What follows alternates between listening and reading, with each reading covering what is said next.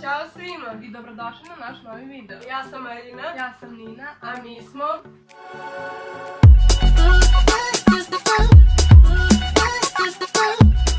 Danas ćemo vas povesti da kuvate sa nama. Kao što vidite po naslovu, ovo je za sve ljubitelji paste.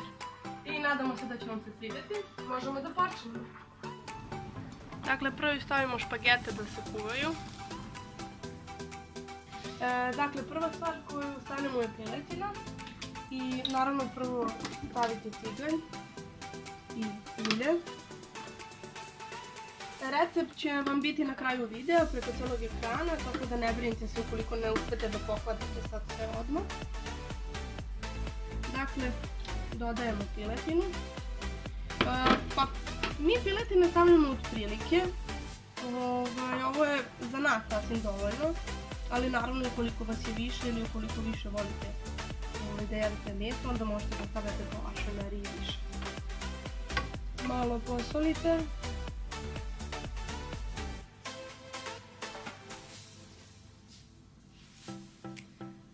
Za sad nam ne treba više soli, naravno kasnije po ukusu u pastu uvek možete dodavati soli po vašoj želji.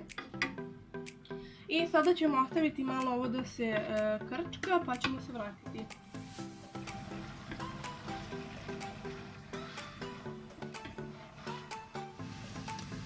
Dakle, pečete dok ovako ne požuti, zatim izvadite sve to i stavite slaninu da se peče. Dakle, ubacujete slaninu. Ovo također naravno po vašoj meri možete, koliko god vi volite.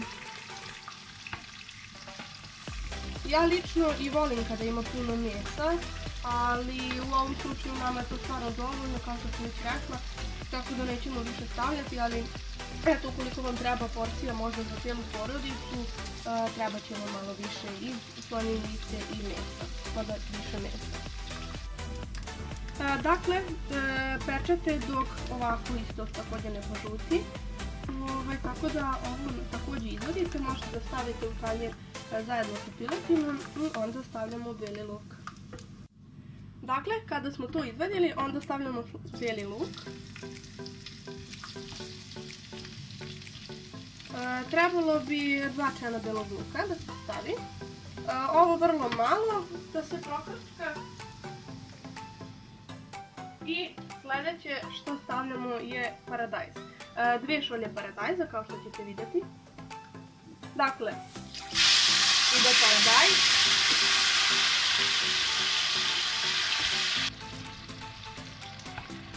Dakle, 2 šolje. Onda sljedeće što ide ćete staviti 2 šolje spanaća. Sad, nama je spanać bio zamrznut, tako da se neće vidjeti, pošto treba se stavi u listovima, neće se vidjeti da je 2 šolje, ali ovako u praksi vi kada kupite spanać u listovima, stavite 2 šolje takvog spanaća svežeg. To je spanać.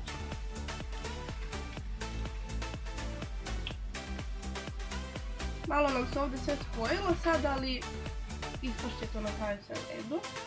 Kada se ovo malo sjedini, onda stavljate 1 šolju pavlake za kuvanje.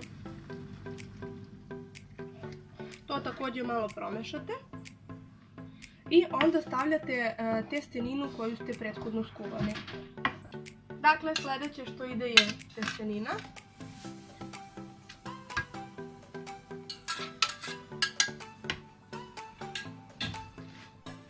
Dakle, mi ćemo dodati još soli, zato što volimo kad je slano, ali to sve možete dodati po vašem ukusu, kao što sam već rekla. Sad, kada se to sve promeša, dodajete ispečenu piletinu i slaninu. To također promešate. Kada to malo promešate, ide kestica parmezana.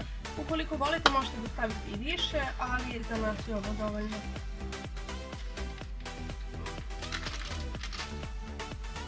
Zatim to također promešate i onda je ovako spremno da se služi. Spremile smo pašu i poslužile smo je, naravno ukoliko želite kao dekoraciju možete dodati preko parmezan. Nama je bilo dovoljno. Tako da, Marina ovo nikada do sad nije probala. Tako da će sad prvi put probati, ali inače ja sam i pravila sam. Tako da po njenoj reakciji možemo vidjeti kako je ispalo. Ale, vidite sad.